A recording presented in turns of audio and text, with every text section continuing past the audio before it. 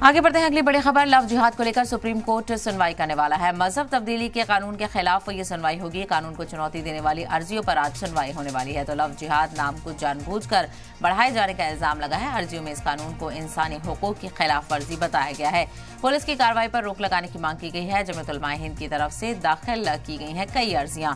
Citizen for justice and peace भी अर्जी गुजारों में शामिल है। तो बताते चले इस मामले को लेकर अर्जी दाखिल की गई है और